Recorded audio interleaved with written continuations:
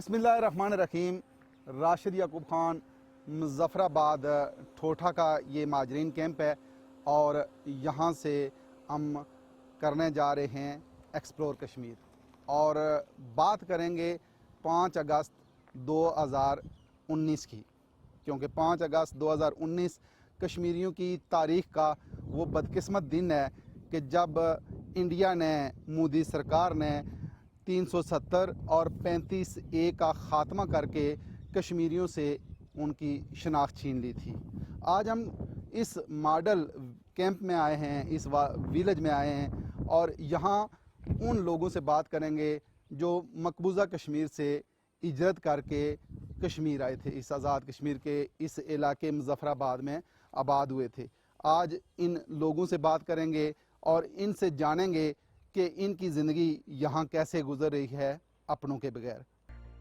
जी नाज़रीन, इस्लामाबाद से सफ़र करते हुए हम मुज़फ़्फ़राबाद के खूबसूरत इलाके ठोठा में पहुँच चुके हैं और यहाँ पे हम जो देख रहे हैं कि मकबूजा कश्मीर से जो हिजरत करके लोग यहाँ आए थे उनके लिए मॉडल विलेज यहाँ बनाया गया है। इस मॉडल विलेज के मकीनों से हम बात करेंगे और जानेंगे कि 5 अगस्त 2019 के हिंदुस्तान के जो इक़दामात थे उस हवाले से इनके क्या जज्बात हैं और इनकी ज़िंदगी यहाँ कैसे गुजर रही है। ये बताइए कि ये जो मॉडल विलेज है इसमें अगर मैं आपसे पूछूं तो कितने लोग आबाद हैं, कितने मकानात हैं यहाँ?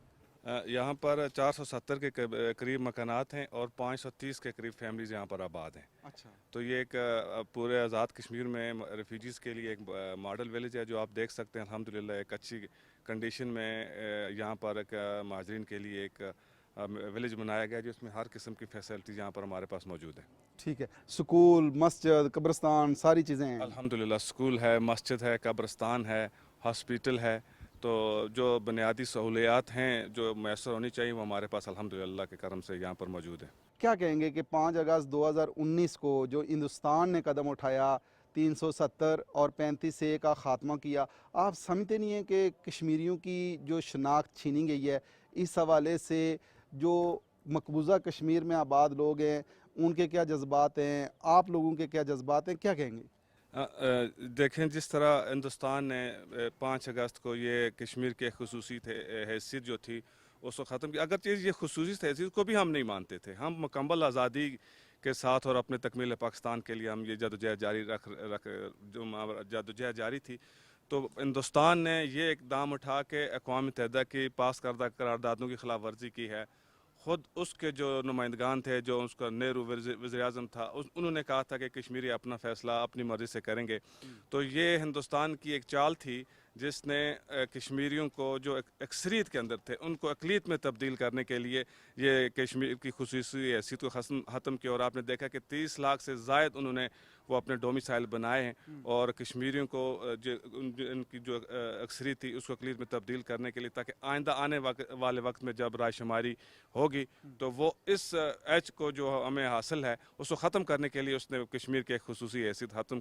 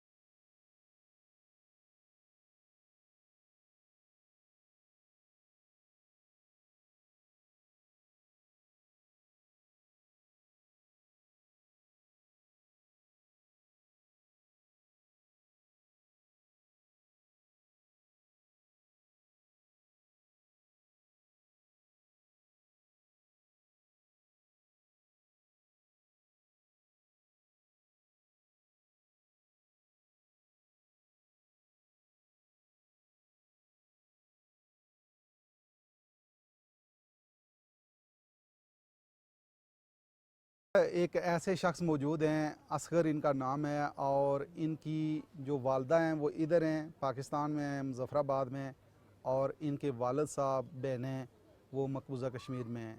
ये कैसे गुजारते हैं लम्हात उनके बगैर, और इन पे क्या गुजर रही है, इन्हीं से बात करते हैं। अस्सलाम वालेकुम असगर साहब। वालेकुम सलाम।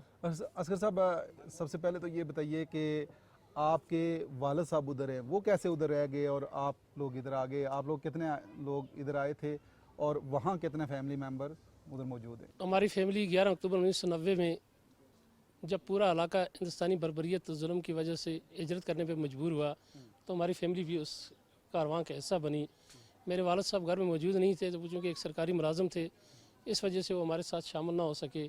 बाद में जब वो इलाके में पहुँचे तो उनको रोक लिया गया। तो 90 से लेकर आज तक हमारे दरमियान राब्ते का कोई ज़रिया कार न बन सका। वहाँ जो हालात वाक़यात हैं अभी सूरत हाल क्या है? वहाँ आपके जो रिश्तेदार हैं, वालिद साहब हैं, वो कैसे ज़िंदगी गुजार रहे हैं? जहाँ तक वो ज़िंदगी गुजार रहे हैं, बस यूँ समझिए कि वो उनके ऊपर हर तरह की जो इंसानी आज़ादियाँ होती हैं वो ख़त्म होकर रही हैं। ना वो अपनी मर्ज़ी से आ सकते हैं इधर, ना वो अपनी मर्ज़ी से यहाँ से रब्ता कर सकते हैं, यानी ख़ानदान से बिल्कुल दूर हैं। वो हमारी हर किस्म की खुशी और गमी से लाताल्लुक़ हैं। अगर वहाँ भी इस वक्त भी कश्मीर की जो सूरत हाल है, अगर किसी भी कश्मीरी के मोबाइल में यहाँ का हमारा कोई नंबर होगा, उसको बगैर पूछे पाछे जनाब इंट्रोगेशन सेल में पहुँचाया जाता है, वहाँ उनके ऊपर टार्चर किया जाता है। इंसानियत वो लोग भूल गए जी, हैं कि इंसानियत भूल आप गए। अपने वालिद के साथ रब्ता नहीं कर बिल्कुल, सकते, वालिद बेटे के साथ रब्ता नहीं कर किसी सकता। किस्म का कोई इस राब्ते। जुल्म को दुनिया के सामने आप कैसे रखेंगे? दुनिया ये जानती है कि ये भी एक इंसानी हकूक़ का एक बिल्कुल चैप्टर है जी। कि इंसानों के ऊपर इनकी आज़ादियाँ के ऊपर पाबंदी लगा दी गई है। इंसानों के एक दूसरे के साथ मिलने जुलने के राब्ते ख़त्म कर दिए गए। जब ईस्ट तैमूर और वेस्ट तैमूर आपस में मिल सकते हैं, दीवारें बर्नर गिर सकती है, तो फिर कश्मीरियों के दरमियान ये अज़री और इब्तदाई रिश्ते हैं, ये कैसे दूर रह सकते हैं? ये पूरी दुनिया को इसके ऊपर संजीदगी से सोचना चाहिए कि कश्मीरी ये सख्त तकसीम है, ख़ानदानों के हकीकी रिश्ते हैं। जैसे मैं हूँ, मेरे वालिद साहब वहाँ हैं, तो हमारे दरमियान हकीकी रिश्ता है। इस तरह मुझसे मेरी तरह और बहुत सारे ऐसे ख़ानदान हैं जो इस सख्त पार्टीशन में यानी तकसीम होकर रह गए हैं। आधे ख़ानदान उधर हैं और आधे इधर हैं। इसलिए दुनिया को इसके ऊपर संजीदगी से गौर करना चाहिए।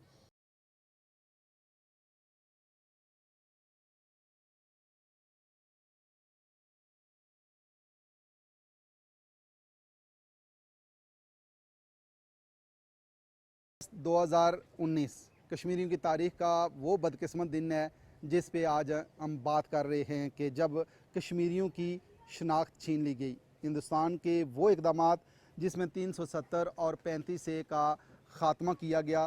लोगों के जज्बात जानने के लिए हम मकबूजा कश्मीर के जो माजरीन हैं, जो हिजरत करके हिंदुस्तान का जुल्म सहते सहते वहाँ से हिजरत करके मकबूजा कश्मीर से यहाँ मुज़फ़्फ़राबाद में आबाद हुए थे। एक बुज़ुर्ग हैं, इनसे बात करेंगे, इनसे जानेंगे कि इनकी जो स्टोरी है, वो कहानी है, वो क्या है, और 5 अगस्त के हवाले से इनके जज्बात क्या हैं। अस्सलाम वालेकुम। वालेकुम सलाम। अच्छा, आप कब यहाँ तशरीफ़ लाए? 1990 में आया। लेकिन वहाँ आप का बचपन गुजरा है, वहाँ आप लोग पैदा हुए हैं, कितनी याद सताती है उन इलाकों की, अपने घर की? याद तो ऐसी आती है, रात को सोते हैं तो अपने इलाका का सीन आता है, कश्मीर का सीन आता है। हाँ। सब आते हैं, वो बचपन याद आता है। हाँ बस क्या बताएं आप, हाँ। जो जुल्म कश्मीरी के साथ हो, किसी मुल्क के साथ नहीं हो रहा, किसी के साथ नहीं हो रहा जो कश्मीर के साथ हो रहा है। मगर बैनुल अक़वामी या गाने कांग्रेस हुकूक़ के कोई लमरदार कुछ नहीं बोलता कश्मीर का। और अगर अमेरिका में एक हिंदू मारे जाए तो सब उठ जाते हैं, मुसलमान है करे सब कुतरे जाए, कोई नहीं उठता। आप के जो बचपन के वहाँ दिन गुजरते थे, कितनी खुशहाली थी, कितनी अपनाइयत थी, कितना आपको अच्छा लगता था, और जब वो याद आती है तो कैसे लगता है? देखो जी, बचपन की जब याद आती अपने मुल्क की याद आती है, वो बयान नहीं कर सकते। अपना वतन अपना ही अपना मुल्क, हमको पाकिस्तान ने अच्छे तरह पाला है, इधर हमारे ठीक ठाक रहते हैं, मगर अपना मुल्क अपना ही। हम गुजारिश करते हैं पाकिस्तान से, बैरूनी मुल्क से, जी हमको हमारी कश्मीर को आज़ाद किया जाए स्थानीय हुकूक की तरह, या हम रार पार आज जा सकें और अपने वतन को देखें, अपने बच्चों को। यार हमारे उधर ही आधे उधर ही आधे, कोई पता नहीं। लेकिन आप तो जवानी में इधर आ गए थे, आज वो जो जवान आपकी तरह के उस वक्त के लिहाज से अगर मैं पूछूं कि जब आप 25 साल के थे, आज 25 साल का नौजवान वहाँ जेलों में सड़ रहा है, वहाँ हिंदुस्तान की फ़ौज का मुकाबला कर रहा है, जुल्म सह रहा है, वो तो हिजरत भी नहीं कर सकते, उन पर तो ये पाबंदी भी है। उसको उन पर दबाव है, अंदर बाहर नहीं आ सकते, उनको ले जाते हैं, औरतों के साथ बदतमीजी करते हैं और नौजवान जेल भरी हैं उन्होंने, हाँ। पूरा हिंदुस्तान भरा है। मगर हम ये अपील कर सकते हैं इंसानी हकूक़ को, बैनुल-अक़वामी को, ये जो चैम्पियन बनी है बैनुल-अक़वामी, वो कश्मीर का क्यों नहीं आवाज़ उठाती? वो भी इंसान है ना, वो भी मुसलमान है। अगर इंसान तो है ना, अगर मुसलमानों के साथ जुल्म कर रहे हैं, मगर इंसान तो है ना, इंसानों के लिए इनको आवाज़ उठाना।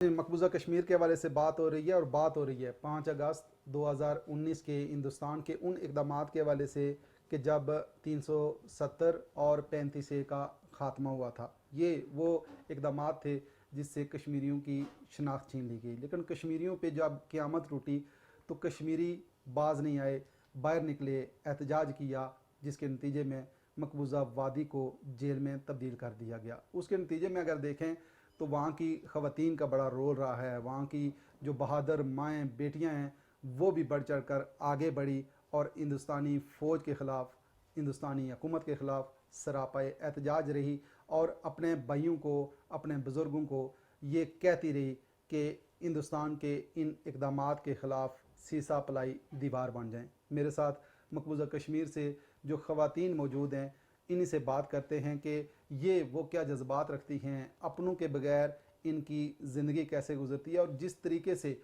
यहाँ मैंने बुज़ुर्गों को तड़पते देखा है, जिस तरीके से उनकी आँखों में आंसुओं की बरसात देखी है, इन पे बात करने के लिए मेरे साथ कुछ ख़वातीन मौजूद हैं। अस्सलाम वालेकुम। वालेकुम सलाम। आपका क्या नाम है? शगुफ्ता। शगुफ्ता, आप क्या कहती हैं कि जो 5 अगस्त 2019 के इक़दामात हैं हिंदुस्तान की तरफ से, आप क्या देख रही हैं कि जो क़यामत कश्मीरियों पे बरपा हुई है और कश्मीर के अंदर, मकबूजा कश्मीर के अंदर जेल में उस वादी को बदल दिया गया है, फिर जिस तरीके से आप लोग यहाँ तड़पते हैं अपनों के लिए, कैसे गुजरते हैं आपके दिन रात? बिस्मिल्लाहिर्रहमानिर्रहीम, बहुत शुक्रिया। सबसे पहले तो जो इंडिया ने हमारा जो तशख़्ख़ुस, हमारी जो आज़ादी, उसको जो सलब करके रखा हुआ है, उसके बाद 370 और 35A जो शेख थी उसको भी जो हमसे छीन लिया गया है, उसकी तो सबसे पहले हम भरपूर मज़म्मत करते हैं और हम सरापा एहतजाज हैं। उसके बाद ये कि हमारी उन्होंने आज़ादी को सल्ब करके रखा हुआ है, हमें हर तरफ से हमें टॉर्चर किया जाता है। हमारे नौजवान, मेरे अपने कज़न्स जो है, मेरे हकीकी कज़न, वो अभी तक जेल में और अजीब सी बात यह है कि अभी तक उनका मतलब कोई ना, उनको कोई अदालत में पेश किया गया, उनका कुछ भी नहीं है, हमें पता भी नहीं है, हम वो बिल्कुल लापता हैं, जेल में हैं भी नहीं भी हैं, हमें कुछ पता नहीं है। उसके बाद हमारी जो हम जो यहाँ पे मतलब सेपरेटेड फैमिलीज़ हैं हमारी, हम ख़ुद को बचा के यहाँ पे पाकिस्तान माइग्रेट करके आए हम। उसके बाद जो हम वहाँ पे हमारे जो रिलेटिव्स रहते हैं, हमारी अपने हकीकी रिलेटिव्स हैं, वो रहते हैं। तो जब हम उनसे बात करते हैं तो हमें बहुत दुख होता है कि वो बेशक अपने घरों में तो हैं, अपनी जगहों पे तो हैं, लेकिन उनको उस तरह का राइट, उस तरह की उनको आज़ादी वो नहीं दी जाती। मतलब वो लोग खुल के जो है अपने आप को एक्सप्रेस नहीं कर पाते। अगर वो फ़ोन पे बात करते हैं तो फिर भी वो मतलब इतनी सही तरीके से बात नहीं कर पा रहे, क्या पता हमारी रिकॉर्डिंग हो रही हो, कुछ हो रहा हो। फिर इसी तरह अगर बच्चे स्कूल जा रहे हैं तो वो मतलब अगर वो घर से माएँ उनको मतलब भेज तो रही हैं, लेकिन वापस आने की उनको उम्मीद नहीं होती। आ जाए तो वो मतलब खुदा का शुक्र, तो बाकी जो है हमें इस तरह से कोई उम्मीद नहीं होती। उसके बाद अगर कोई लड़कियां जा रही हैं, मतलब कोई जवान लड़कियां अगर वो जा रही हैं, तो हमें उनकी कोई एश्योरिटी नहीं होती, उनकी इज़्ज़त और हुर्मत की इस तरह से कोई भी नहीं होती। उसके बाद फिर जो आपने बात की है कि रोल जो ख़वातीन का क्या रोल है, तो ख़वातीन का तो तहरीक आज़ादी में बड़ा मतलब एक भरपूर किस्म का उन्होंने रोल अदा किया। हमारी ख़वातीन जो है सारे एहतजाज जितने भी हैं उनमें शिरकत करती हैं, और अभी तक जो हमारी रहनुमा ख़वातीन हैं जिनमें आसिया इंद्राबी साहिबा का नाम आ जाता है, वो अभी तक जो हैं वो कैद में हैं, वो बंद है, नज़रबंद है, उनका मतलब नहीं कोई भी उनका कोई पता नहीं चल रहा। आप क्या कहती हैं कि जो आप सूरत हाल देख रही हैं मकबूजा कश्मीर की, कि आज भी एक तरफ इन्वेस्टमेंट के दावे किए जा रहे हैं और दूसरी तरफ वादी को जेल में तब्दील कर दिया गया है, जो बोलता है आज़ादी के हवाले से कि हमें आज़ादी दी जाए, उनको गोलियां मार के उधर ही कत्ल कर दिया जाता है, जेलों में डाला जाता है। आप क्या कहेंगी? जी, जैसा कि मेरी बहन शगुफ्ता जी ने भी आपको बताया, वही मैं भी कहना चाहूँगी कि ये मीडिया के सामने तो इंडिया के अगर हम देखें गवर्नमेंट जो वो मीडिया के सामने तो बहुत बड़े बड़े दावे करते हैं कि हमने उनको ये रिलीफ दे रखा है, ये रिलीफ, लेकिन जब आप उनके मकबूजा कश्मीर के हमारे जो भाई बहन हैं उनसे पूछें तो वहाँ पे ऐसा कुछ भी नहीं है। वो अपने राइट के लिए कुछ आवाज़ नहीं उठा सकते, जो बोलेगा तो फिर वो घर वापस नहीं आएगा। वो जो बेटियाँ हैं वो स्कूल जाती हैं, कॉलेजेस, अब इस डर से वो अपनी तालीम भी मुकम्मल नहीं कर सकती कि उनको अपनी ज़ाहिर इज़्ज़त से ज़्यादा तो कुछ नहीं होता ना, माँ बाप डरते हैं एक, तो वो अपनी तालीम मुकम्मल नहीं कर सकती। इसी तरह जैसे हम आधे इधर हैं आधे उधर हैं, वो जो एक तड़प है हमें मिलने नहीं दिया जाता, कुछ नहीं, वो ज़ाहिर है वो किसी को बयान नहीं कर सकते हम वो तड़प या वो एहसास। तो यही बात है कि वो बेचारे हमारे, हम यहाँ पे उनके लिए तड़पते हैं, जो भी है हम उनके लिए कुछ नहीं कर सकते सिर्फ इसके, तो वहाँ पे उनको एक तरह से बांध के रखा हुआ है, वो अपनी इबादत नहीं कर सकते, वो अपनी ईदें नहीं मना सकते। वो कैसी ईदें मनाएंगे, एक तरफ ईद है दूसरी तरफ कोई शहीद हुआ है, तो वो कैसे वो अपना कुछ भी नहीं कर सकते। बस हम यहाँ पे उनके लिए तड़प रहे हैं, वो वहाँ पे अपनी आज़ादी के लिए तड़प रहे हैं। वैसा जो वहाँ की मीडिया दिखाती है कि हमने इनको ये दिया, रिलीफ दिया, वैसा वहाँ पे कुछ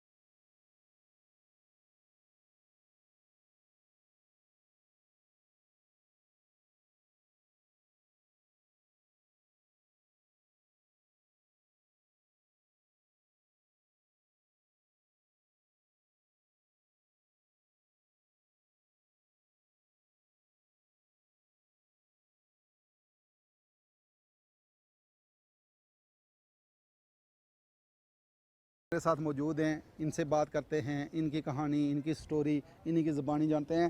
अस्सलाम वालेकुम। अस्सलाम वालेकुम। आपका क्या नाम है? मोहम्मद मस्कीन चौधरी। मुस्किन साहब, आप कब हिजरत करके इधर आए और उस वक्त आपकी उम्र कितनी थी? हम 1990 में आए, उस वक्त हमारी उम्र 27 बरस। 27 बरस थी। तो आप भी वहाँ मुलाजमत करते थे? जी जी। क्या काम करते थे? Public health. पब्लिक हेल्थ में। तो कितनी याद आती है, कितना तड़पते हैं कि वहाँ आपका बचपन गुजरा है, जवानी गुजर रही थी, तो कैसे अब लगता है कि जब याद आती है तो क्या कहते हैं? सर याद की बात ही ना करो। हाँ। वो दिन जब याद आते हैं, हम तो क्या, हम किसी मुजरिम में, हमारे आगे दो जान सरवर कायनात सल्लल्लाहु अलैहि वसल्लम को जिस वक्त मक्का से निकाला, जिसके लिए पूरी दुनिया, पूरी कायनात अल्लाह पाक ने बनाई, तो जब मदीने में पहुंचे तो उन्होंने एक अमल शुरू कर दिया कि वो जब समी अल्लाहु लिमन हमिदा नमाज के अंदर कहते हैं तो आसमान की तरफ नज़र उठाते थे।